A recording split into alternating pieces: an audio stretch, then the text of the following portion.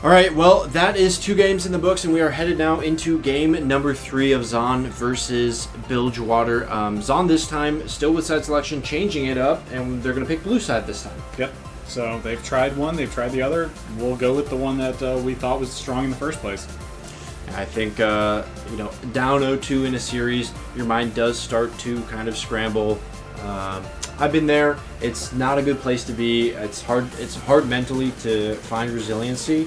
We did see, just last night, Bilgewater able to find that resiliency and find a win. Yeah. But yeah, I mean, very tough in the 0-2 situation. So, we'll have to see if Zaun is able to pull it out here. It looks like they've got to find a way to try and shut down Crispy and Frostside. The mid-jungle duo for Bilgewater is just dominating, and it has been really entertaining to watch Whittle versus Frostside, especially in that last game, too. Yeah. Both of them very fed.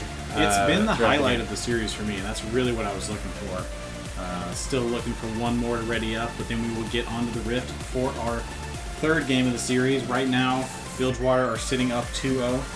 And the Zaun Plague have selected blue side going into game 3.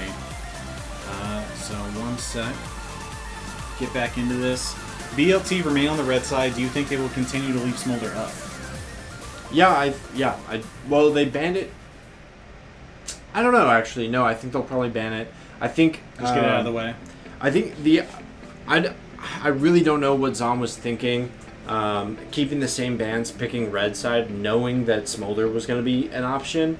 I feel like that was just almost a last-ditch effort in game 2. And now that they're in game 3, I think we're going to see red side just has to ban Smolder in this series. Okay. And it'll be taken away. We may see it. But we are ready to about get back into this one. I mean, with Demi's win, it continues that these teams are undefeated with Smolder. Yeah. So, either picked or not picked, or you win with it. yeah. All right. Zaun Plague ready now. Get ready check from BLT, and then we'll start the game. Broadcast is good, and we are on to our draft for game 3. So, Akali, Zed, Nefiri have been the first 3 bans for Zaun. This is game 3. You've lost the first 2 games. They've got to change something up, right? Or do they just keep the same bans and kind of admit defeat? I think you generally try to look for a mix-up, try to find a different angle at least. Jarvan's still taken away. And I don't think BLT are going to be looking to change anything up. We may even see the triple return to the triple ban. Shyvana, all right. Shyvana taken away. Shyvana was not a nightmare in lane that game, but still a devastation in those team fights. Coming in with that ultimate over the top, it's brutal. So Shyvana, or Sejuani remaining after game 2. So either Ivern or Smolder. Smolder is going to be left up, and the play could be to leave up Ivern and get to play Rengar. Rengar not banned out here. Yep, that could be a fun answer. Bait out the Ivern and then try for the Rengar. They're up 2-0 in the series. They do have the opportunity to be able debate, to do that. I think that exact debate is happening right now. Do they ban Ivern or Smolder? Instead, they leave both up. Pantheon. And this is kind of an interesting gamble, but I feel like we know that they're not going to play Ivern, so just take the Smolder. It's not quite the big conundrum you might think. Pick the Smolder here, leave the Ivern up. You know that they're not going to play it on the side of Bilgewater. Yeah, and then you get taken both. away from Red's awesome here. Yeah, still a good ban against this team, and it's going to be uncomfortable. And it's in the Fury hover. They can't. Oh. So this Nefiri's going to go mid for Reds. Okay. And it's the Ivern takeaway. Oh, wow. So they've dared them to first pick it, and it's not gone through in the first pick, and so now it's the Ivern They get both of them. They're going to get... They just play their own comp into it. Ivern Rengar. Hovered, locked in. That's crazy. Where are these going then? Is this a bot lane? Could be... I mean, I think Frosted will play Rengar. I don't think they'll play a bot lane. And they've already lined up in their position, so they can't flex in a bot here. So, yeah, I think probably Ivern support. Unless we're going to see Crispy on the flex into Ivern mid. Vine Fury, very single target assassin.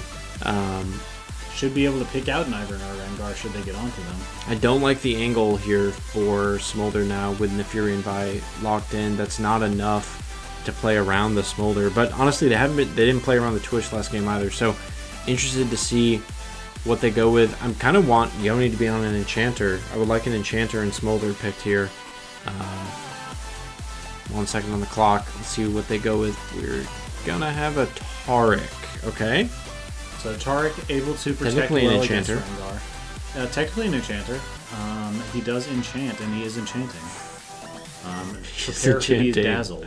A Brand coming out here, so Brand going to make sure that, or really going to make sure that Pyroclasm does not overlap with the Taric invulnerability. Pretty good into Neferi. Yeah, you can get those bounces off the dogs for free. However, Seer can be blocked by the dogs. So complete departure. The bans, I thought with the bans we were going to get a normal draft and then a complete departure. Well, Jags, you thought. Yeah. And, here's Smolder banned away. Smolder banned away. Well, they're normal bans. Normal bans with a wild draft. At least a big departure from what we've seen thus far. Ivern Rengar is such an interesting takeaway. This is Ivern taken away from Whittle Guy, his signature Season 2 MVP pick. And then Rengar, we have to assume, is locked in for Frostside.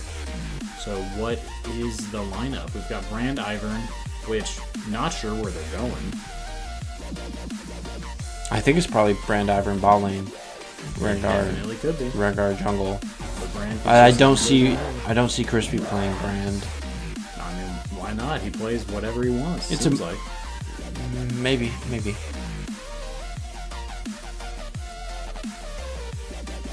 And it is counter into Neferi. So yeah, okay, maybe it goes mid into Neferi. Okay, yeah, I think you're right. Looking at it longer a little bit, yeah. Definitely could go. Briar Band covered and really locked in. I don't understand that one. You must know something I don't. Question mark pings in the chat.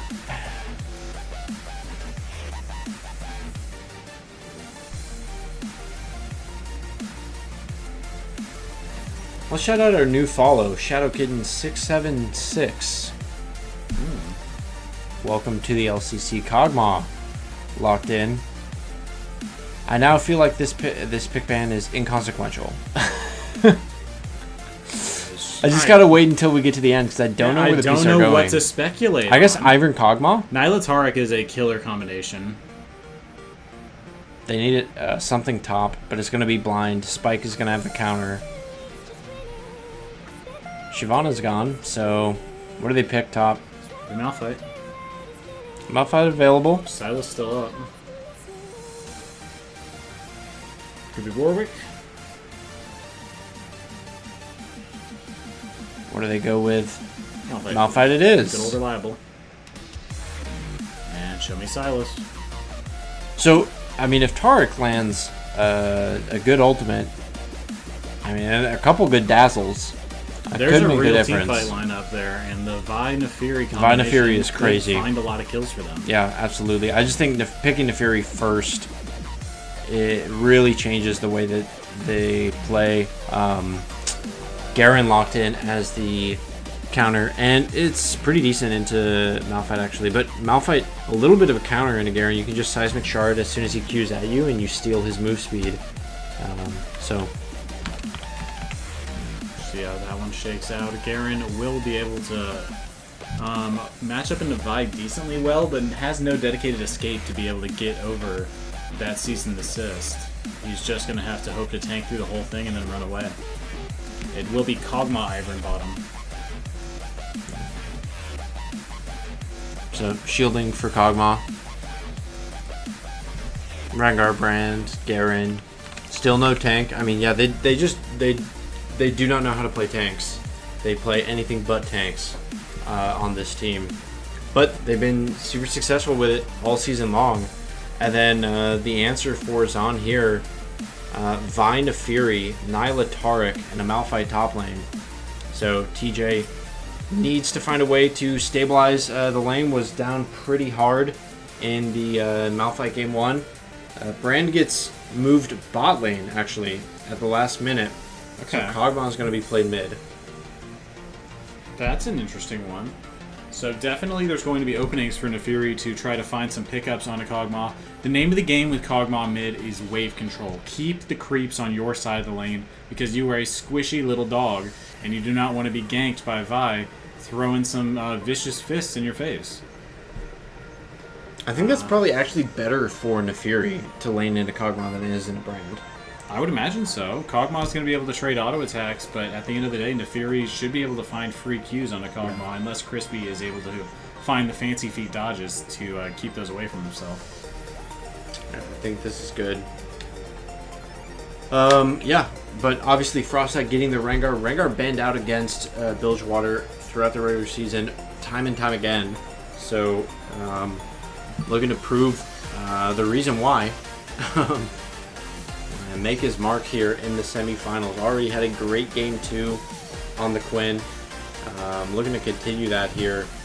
See if they can get the sweep. Bilgewater wants to make quick work of this one. That's right. Get the 3-0. We haven't had a 3-0 all playoffs long. So they already ruined my hopes of a perfect 25-game playoffs yesterday. So at least I'm not holding on to that dream anymore. Yeah, fair enough. Prediction is up. Get your votes in. Let us know what you think the outcome of this match will be. Throw your Jags claws in the air. See if they come back down in your favor. A minute and a half on the spectator delay, and we may be on our last game of this series as Bilgewater tries to finalize their ticket to the finals, and Zaun Plague try to claw their way back from a 2-0 deficit. Yeah, Zaun down 0-2. This is win or go home for them. They need to find a win here. So. And they're on like new champions. This is their first time picking some of this stuff. The Vi, the Nyla, the Taric. We have not seen them be comfortable on those picks this season. But Reds has really not found a way into the series yet. So the Nefiri hoping to kickstart his lane phase. Yeah. Kickstart his game. Get rolling. You know, really struggling in the first 2 games. Was able to CS better in that Diana game. But then eventually just the target of so many ganks and so much attention. Kalka mid a lot last game on the Thresh. Land a lot of nasty hooks throughout that. So here on the Ivern, we'll have the Root Caller, a different type of engage support. But Daisy frontlining for this team. I guess they do have a tank on their team. They've got Daisy. That's Forgot right. to mention that. Cannot forget about Daisy. The 6th man on the roster. Daisy, the one and only. She who destroys, she who grows. We love Daisy around here. And this is an interesting one. Ivern not banned, but not in Whittle's hands going into the Rift for Game 3. Yeah, they tried something there. You know, they left up the Smolder and the Ivern. Smolder eventually getting banned away, so we still did see it in the draft phase. But I don't know. I think, though, that's something to think about. The Nefiri first pick when Smolder is up. Both these teams undefeated with Smolder. Definitely want to consider. Keep in mind. All right, and we are onto the Rift for game number 3 of the semifinals. Zaun Plague versus the Bilgewater Bullets. Bilgewater up 2-0 already, looking to clean out the Plague. Welcome to And send themselves into the finals after a nice 3-0 here.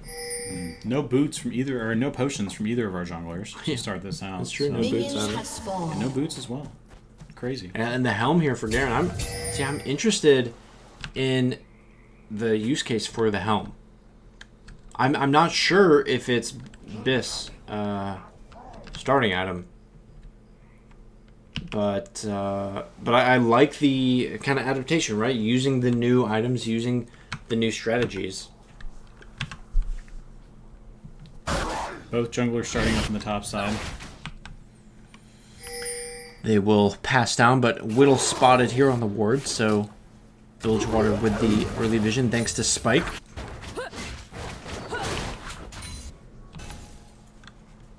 Keep an eye on this bot lane to see how it progresses. Kalka on the Ivern. Can't imagine Nice he's dazzle. got that many games on this pick in the bot lane in support role. Nice dazzle to open up. One of the things Nyla does really well is hit level 4. I know that sounds silly, but the XP passive, you know, you can take that fight and be a level up at level 4 and really surprise with the advantage. Here they do the level 2 early. Kalka brought very low. Inferno looking to try and find a way. Will go under tower and take a turret shot back. So Demi able to trade some damage back. Just a bit too far forward. Nice bait from Kalka and Demi. Yeah, potions and the level up should bring Kalka back up to the fighting level of HP. But great pressure down and a little bit more. They could have found that one. And sometimes when you pick these champions that you don't have the same level of mastery on, it's really weird in the lane phase to get through that lane phase. So maybe you played them a lot in ARAM, but you haven't played them a lot on Summer's Rift. They play different. So yeah, already nice little early advantage here.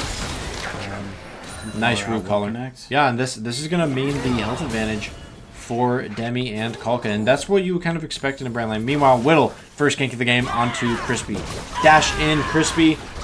They thought he might flash, so he's trying to predict the flash. Crispy's going to turn and burn, try and get some return damage, but Crispy walks out of that one. No flash for the mid laner of Bilgewater. You may have an AP Kog'Maw, at least starting out with the Doran's Ring. Would be confused to see him continue to build an AP. Dazzle here lands onto Demi.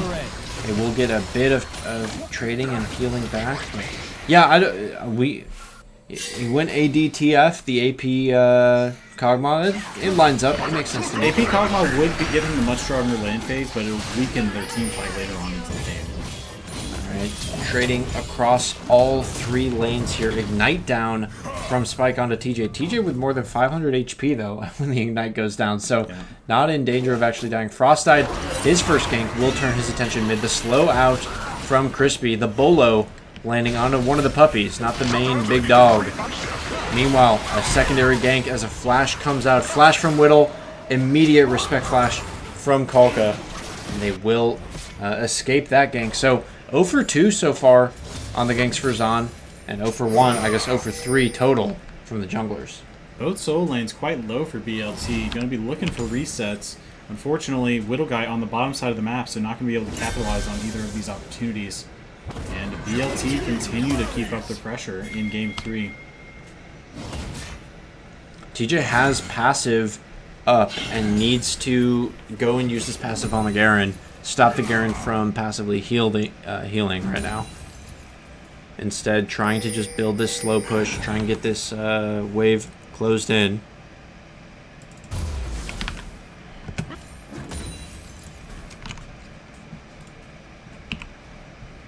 Our resets coming out kind of across the board as bot lanes from either team will get their first item buys of the match. Pickaxe here for Nefiri, mid lane. Was that going to give enough like extra kill pressure? It will if the Qs can come out and find the connections. The most important thing when laning into Nefiri is just connecting 2 of those Qs back to back, and just finding that will put Crispy into kill range for an all-in. So Crispy coming back to lane here at full HP, has the ultimate now level 6, so going to be able to use that Bio Arcane Barrage to farm from range and keep himself healthy, committing further down this AP build path, so may see him go for that and just rely on Spike and Frostide. Nice escape there from Kalka to get away from the Dazzle. No flash after that gank from Vi, so that could have been a dangerous position, but able to sidestep and get out of danger there. Meanwhile, attention from Zaun is going to turn towards the first dragon.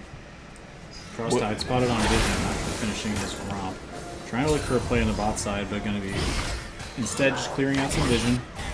This whole time, Little Guy onto the dragon. His team is trying to play it cool, engage bottom. Frosthead in onto Yoni. Yoni brought low, and they use the, look at that synergy. There's the way that they're spawning these bushes for Ivern, but they buy the time, and really it was all a bait. They use the jungler's time and effort and energy and attention, and it is wasted. They get out. And a heads-up play from Zaun Plague to pick up that dragon and then move away. Nice Dazzle, backing away from the play and denying Frostside any of these kills he wants to try to start snowballing the Rengar. Rengar now transitioning back towards top side, try and get maybe top scuttle. Looks like he's going to push in mid. Hope get a reset here. Level 6, though, should start to be on the hunt pretty shortly. Is going to be looking for some assassinations.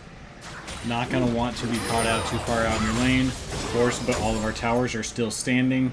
So really going to be looking for a combination with a skirmish or trying to find something on the outside. TJ, not a great target, but he is here 1v2, at least until Whittle Guy reinforces. Ooh, and Red's also on the rotate. There's the ultimate. Ensemble force down onto Frostite. Frostite has to flash out. Spike here now is going to be the subject of the follow-up gank. Great roam as they caught Crispy on a reset, and Red's Awesome picks up the kill. It's first blood over to Zaun. Meanwhile, ulti used bot side. Frostite still caught here. They're fighting on both sides of the map. Frostite brought low. It's a kill topside as Frostite will go down as the junglers find each other. Inferno getting the healing. The dash forward. The root collar, though, from Kalka will survive just enough. And now Demi with the shielding, with the burn damage. They will win the straight-up 2v2. Demi and Kalka stand tall in the bot lane. Yeah, Pyroclasm coming out. The Taric ulti taking a second. And then ultimately, I think just those extra bounces spelling doom. Kalka still had Exhaust available on the Ivern, or perhaps he took that after the play with the Summoner Spellbook. But the play comes away victorious for BLT. They're going to be feeling good about that one. Inferno and Crimson. I like the investment of the ultimates, trying to find this strong 2v2. The Nyla Taric combination is killer, but just not quite enough. Yeah, they get outplayed down bot by, superior play, superior chemistry of Kalka and Demi. And meanwhile, topside, though, everything going right for Zaun in that topside 2v3. Again, they just sent more resources up there. Look at the damage with the blasting Zaun Malphite coming out onto Garen. Garen is going to have a hard time in this matchup, actually. This is TJ's best game so far in this series, and it does look like Zap have changed their plan up a little bit. They're all moving in the same direction. The 2v2 didn't work out bot side, but it does feel like they have a little bit of life remaining. Ultimate in from Reds, trying to find the kill by Arcane Barrage, but it's baited out, escaped by Reds, and he finds the solo Bolo. Meanwhile, the flash, but it's way too early, and the passive will kill back. Crispy finds one back in the counter kill. Straight in. Look at that. Solo kill for TJ. Unstoppable Force meets Rock. He is the Rock. Yeah, Spike flash burned as well. Great pickup from TJ in the top side. Alright. Meanwhile, Yoni and Inferno looking to start up a fight with Whittle down here bot side. But he waited more than 5 minutes. Kalka's got the flash up again, and he will just escape with the flash. What a jump in. Yoni, how have you not yet died? There it is. Frostite jumping forward. Will find that kill. And Crispy now on the roam bot. That's a second. I can't believe Yoni lived so long. Yeah, cease and desist from Whittle Guy. Very well timed to knock them back and buy Yoni the space he needed. Yoni trying to continue to fight with his teammates, but he will fall. 2 going over off the back of Crispy's rotation, and Red's here now as well. But BLT will take a big victory from the play. All right, more than 1,000, 1,500 gold lead here for the Bilgewater Bullets. And they're already up 2-0 in the series, so things are looking really good. Of course, topside strong. This is Red's best start so far, but he's still down 20 farm in this matchup. But Inferno and Yoni, they need to find a way to stop the bleeding a little bit. They need to find a way to just farm up.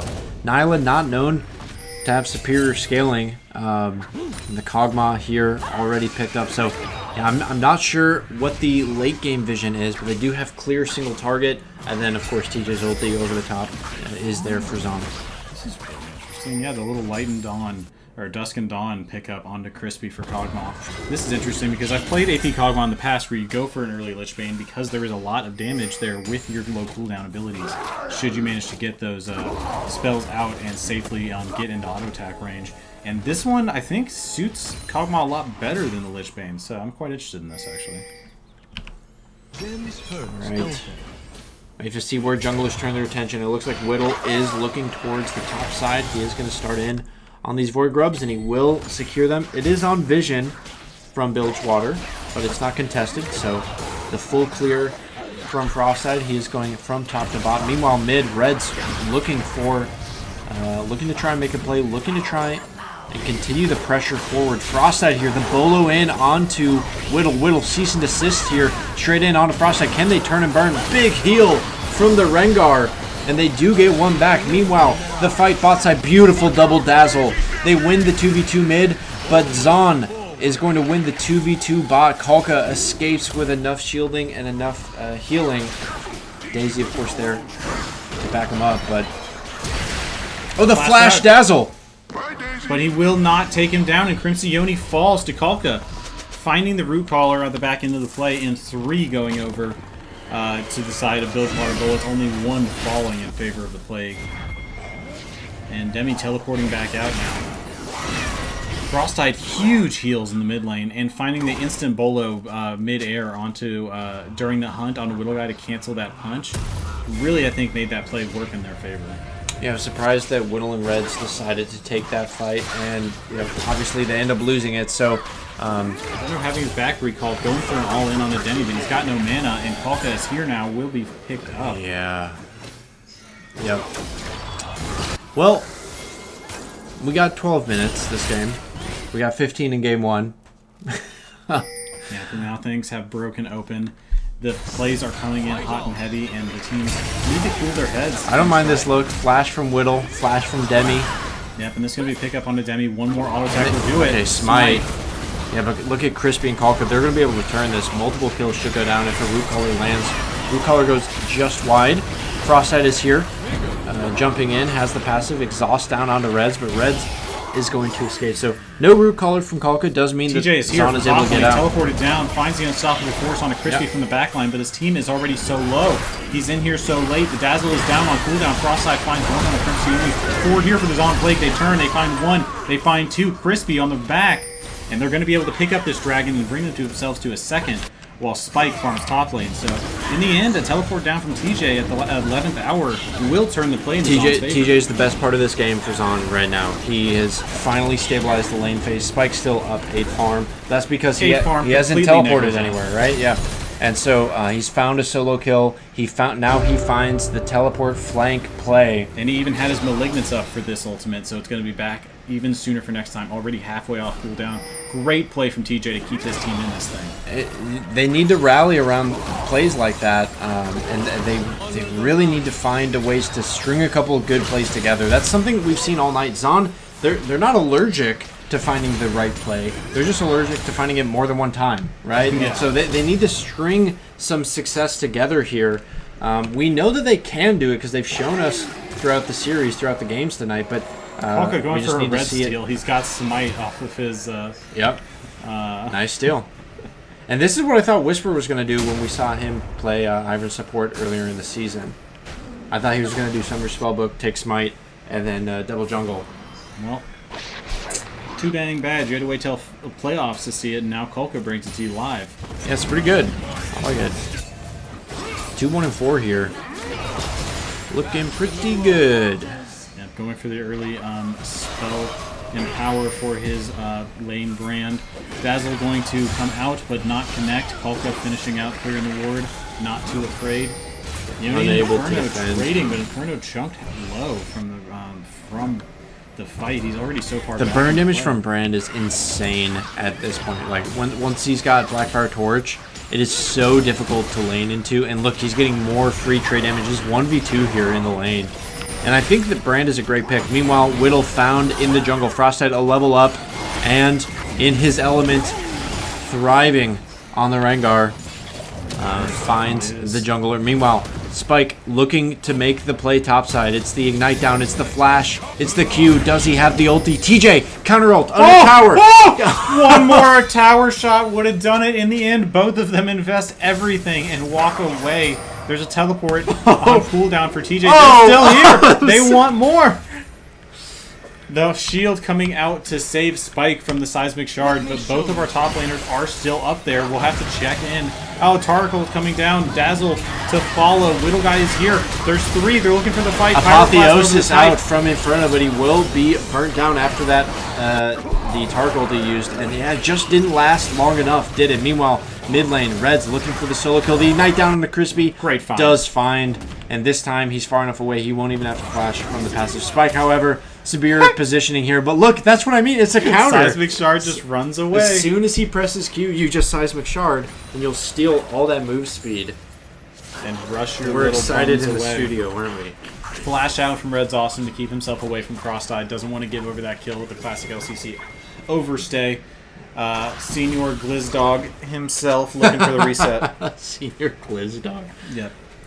Spike in the top side, not quite able to pick up his Stride Breaker, but once he has that, it will make it much easier for him to stay on top of Malphite, even with the Seismic Shard slow.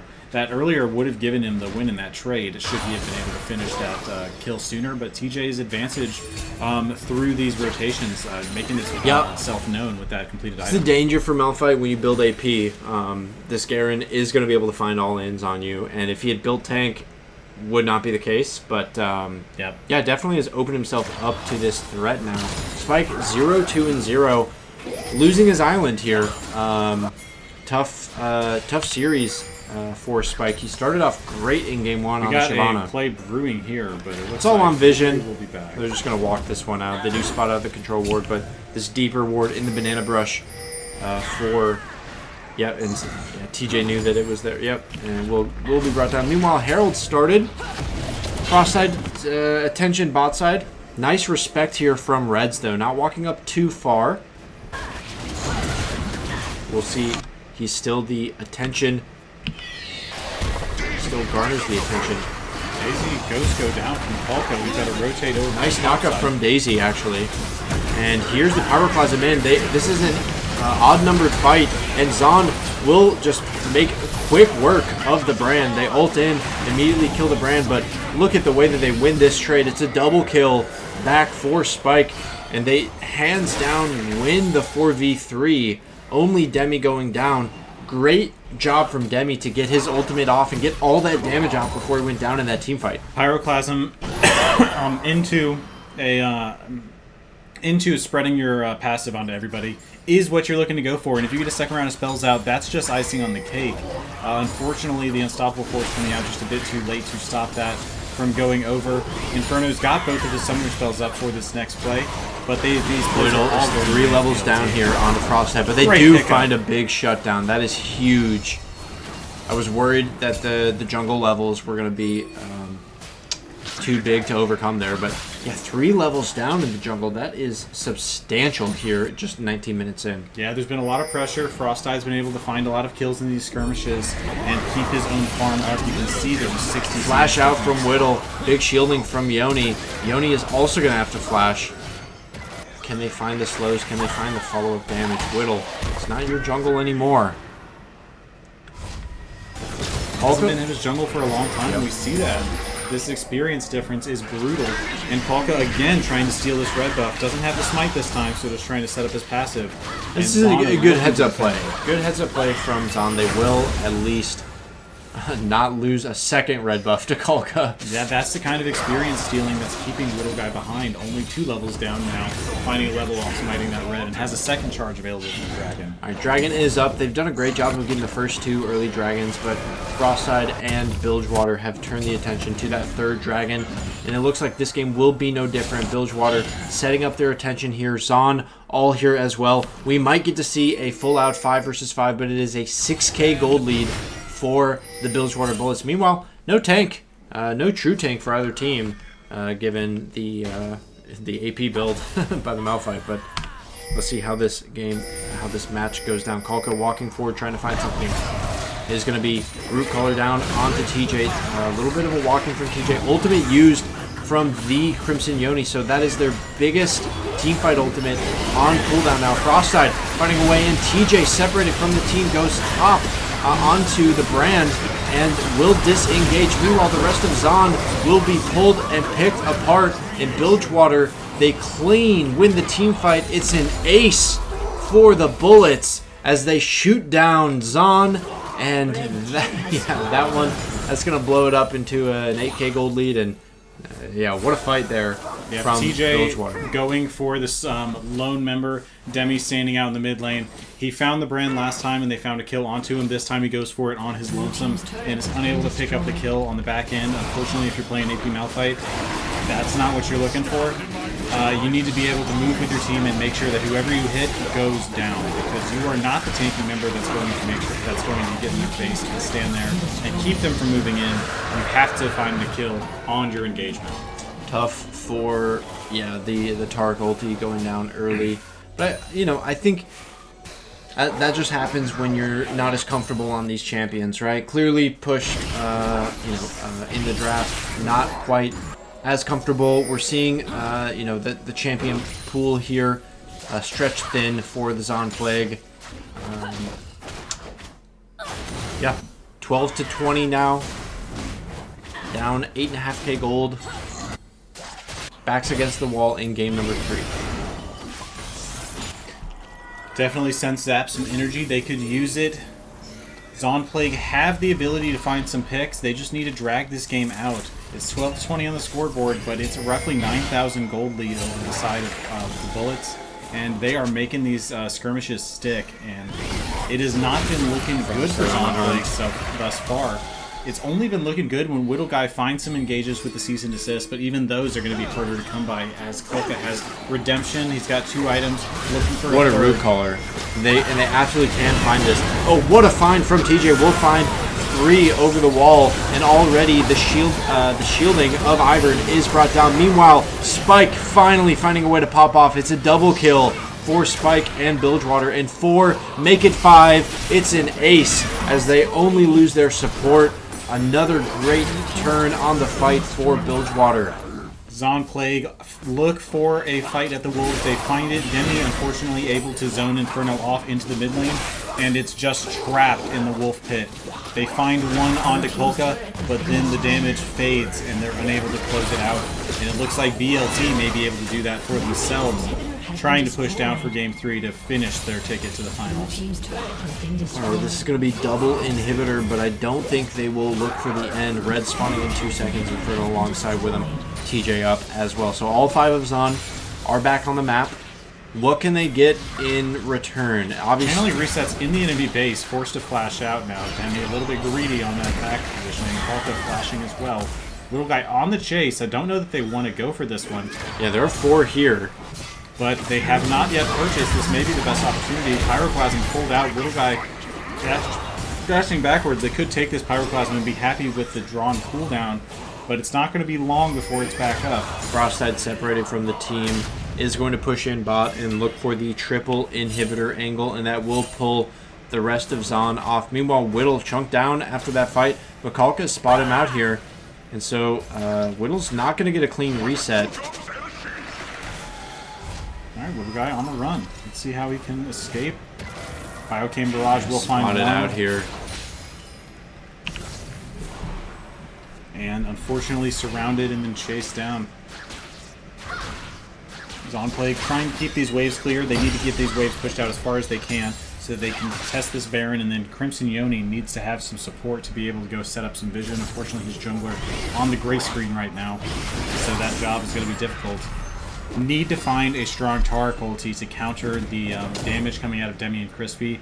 If it can perhaps intercept Frostide going in with the being on the hunt and present that assassination, might buy Inferno time for Apotheosis to come through. But I think really they just need time for more items to come through. Still 2 second items here for Reds and Inferno, and they're well into the 3rd item here on the other side. It's a 14.5k gold lead. I think we got to talk about how strong Bilgewater has looked all series long. Now potentially Spike getting caught out. This is, they know that they're on Baron, so they're just trying to find a consolation. But yeah, he's going to turn this now. Look at that. That's 1. He's going to turn around 4. Can he get the 2nd? Oh, nearly. He does. He gets the 2nd. And Yoni is here. He's going to be able to turn this. And this is one of the least fed members of this team. What a beautiful outplay. Highlight triple kill for Spike in the semifinals. You say one of the least fed members, but he's here with just as much gold as the rest of them. 9 kills. He was sitting at 6, even with everybody else. But a huge play out of Spike. The Stride Breaker allowing him to run down Crimson Yoni, and just a great turnaround.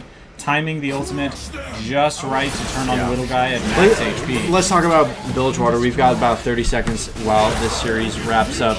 Bilgewater, incredible. Spike on the Shyvana, forced out the Shyvana ban, and has weathered the storm throughout this game and throughout this series. Frostside popped off in all 3 games, getting his Rengar here in game number 3. Crispy, 3 different champs, 3 different builds. Demi, forced deep into the champ pool, but given the Smolder, given the Senna, stacked up, found success. And Kalka, of course, even when he's given the Ivern after his first 2 champions of Thresh and Nautilus, even on the Ivern, still finds good success there. So Bilgewater, a nice 3-0 sweep here in the semifinals that pushes them through into the finals, and they are going to meet the Buckaroos. The date is set next Saturday, 7 p.m. We get to see Bilgewater versus Bandle City. Yep. It's going to be a good one. Our 2 favorite team names, by the way. Go Bucks! The Bullets and the Buckaroos. Bucks are the best. It's funny how it ended up that way. All right, it is time to see if we can pull in for an interview. See if we can get somebody on board. And then we will wrap it up. This is our first time ending stream this early. Go ahead and hop into like office hours or one of the flex ranks, and we can pull you down in.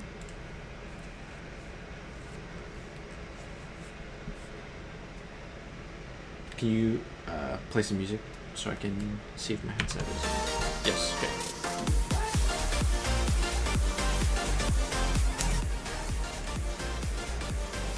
Have fun trying to cast those 2 teams without getting tongue-tied. Yeah, it's going to be Bandle City and, well, might be Bullets Bucks. All right, let's grab Spike. Yeah, go ahead. Hey, Spike, welcome to the broadcast. Welcome to the show. Great series. Congratulations on the win. Thank you. How you guys doing? Yeah, I mean, it was fun to watch you play today. You played 2 Shyvana games and then the Shyvana banned out for game 3. And the Garen. So talk us through kind of the thought process here going into the match against Zaun and what led you to the victory. Well, so one of the big things we pinpointed watching through Zaun was they really, really like playing for big team fights. They like to draft around ultimate combos, around team fighting as 5. And one of our strengths is the 1-3-1. So the whole goal we had was drafting something so that I could be on a side lane where they would have to send 2 or more to match me. Yeah, you were definitely finding a lot of success in the top lane. Can you tell us a little bit about your strategy going into it with the picks? We saw bans onto Malphite, but then a planned, it definitely seemed planned, answer with the Sylas for Crispy in the mid lane. Yeah, we had decided Malphite, if he shows up, it's just such a strong ultimate for Sylas. Like, it really is. It gives him so much power. And then as far as Malphite in lane, Shyvana just can play that lane just fine. If Malphite ever ults, Shyvana gets an unstoppable ult in response. So it doesn't actually CC. She can leave if she wants, or she can go in. Yeah, absolutely. Well, you guys kind of made it look easy, but the early games in all 3 games were fairly tight. It was kind of back and forth, especially that game 2 with the way that Fizz got fed. So was there ever a point, albeit early in game 1 or kind of, early in game 2 when the Fizz is fed, where you guys are thinking like, oh gosh, like, we're being pushed here, we're being tested? Game 2, Whittle on the Fizz definitely had us a little more scared than we would have liked. He had a lot more damage at multiple points in that game than I expected. Yeah, he was doing a lot of damage to that little Fizz pick. Bringing out so much with the Dusk and Dawn. It hurts. What's the attitude moving forward into the finals? Obviously, Spike, we were there as teammates just last year. We also had the 3-0 semifinal sweep just last year, right? So what are you going to change from last year to this year in order to be prepared for the finals? Obviously, you don't want to repeat what happened last year. We don't have to go into it, but what are you going to change in order to try and bring home the victory? Meanwhile, our old teammate, Whisper, and our Sexy on the other side. So I was going to say both. All of you kind of returning. Yeah, we are putting a ton of effort into draft prep. So it's lots of trying to have responses ready so that whatever happens, if you see a pick, you have a response, and all the little puzzle pieces to try and put together whatever picture you need. Yeah, absolutely. Well, obviously, we're really looking forward to it. The finals is going to be awesome. It's May 30th, 7 p.m. Eastern, 8. What is that? 6 Central. Yep. So 4 Pacific. I don't care where you are. Tune in, show up, be there. Up. What time? It'd be more relevant to go ahead and give the EU time. Yeah, midnight GMT. Yeah. We don't need the Greenwich means. Yeah, so we're really excited, Spike, obviously, to see you guys there in the finals. You guys have looked good all season long. This brings you to 12-1. And I was actually looking at your record, Spike, specifically. You are 18-1 in the regular season, and with these 3 wins, this pushes you to the highest win rate player in the LCC all time. So just kind of on that note, obviously you haven't yet won the championship. But, talk us through what's led to you being such a successful player and being part of the 2 most successful regular season teams in LCC history. Honestly, one of the biggest strengths of the team last year and one of my biggest strengths with this team this year has been the ability for everyone to just kind of keep their heads on straight. When things go wrong, we're able to make jokes about it or talk back and forth, and we're able to actually sit down and look at what we need to change. So people being able to have open conversation and keep it lighthearted has done a lot for everyone's morale and our ability to plan and work together. Yeah, absolutely. Well, we hope to continue to see that on display in the finals next week. Thanks so much for tuning in. And again, congratulations on your win. Thank you. All right, Jason, I believe that is going to do it for us. A quick 3-0. Haven't had many of those this year. No. So we are done and dusted. And it's just the finals left. One more best of 5. One more finale to season 4. We're almost there. We've almost done it. So you guys won't want to miss it at home. The finals are always a good show. So far, every single finals has been a sweep. It has been, but it's always a good time. It's exciting to have the culmination of the entire season. We've got everybody watching. The excitement is there. It's very hype, and it's a good way to wrap up the year. We're going to go live an extra hour early next Saturday because we've got our award show along with it. We'll be announcing our LCC All-Pro awards as well as Rookie of the Year. Yeah, hopefully some highlights. Yeah, hopefully some highlights. As well as Rookie of the Year, MVP, and then Most Improved Player of the Year. So we have some awards to hand out. We'll have an interview with the MVP, just like we always do. And then we'll all get to kind of sit back and tune in to a best of 5 finals. Hopefully not a 3-0 sweep. Hopefully a great series between, I can't believe it, the Bullets and the Bucks. So Bucks. You guys won't want to miss it. Make sure to set it in your calendars now. Thanks to all the teams for participating. We're down to our last 2, and only one can be king. Only one can be crowned. Who's it going to be next week? You won't want to miss it. Tune in.